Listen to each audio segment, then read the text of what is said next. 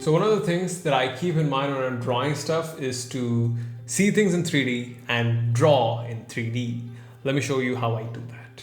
Okay, so when I'm drawing something, right, I try to cook in as many three-dimensional forms in it, as I possibly can. So when I'm sketching something, like as simple as this little mushroom you just saw, I'm always looking for three-dimensional forms. Remember, forms, not shapes. Forms are something 3D and shapes are, two-dimensional. And the thing is, think of these forms as clay, like clay that you can squish and squash and do all kinds of things with it. You sculpt it into whatever things you want to with it, and you try to treat these forms as such, and you look for these forms. You try to build these forms into your drawings, and your drawings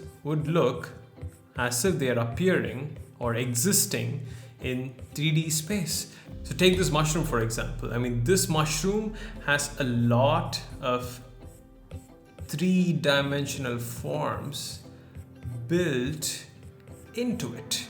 If you just look at this, you break it down, you can see when I'm drawing these cross contour lines, you can see that this thing is sort of sculpted, So when I'm sketching something, I'm thinking of not sketching, rather sculpting with clay. I'm using and I'm treating my pencil as some sort of a device that I'm using for sculpting. This thing has a little bit of a lift to it. This eye has a little bit of lift to it, and this entire body right here, this body, right, this thing, if it sort of is a cylindrical thing that's sort of existing right there, then that's the deal right here.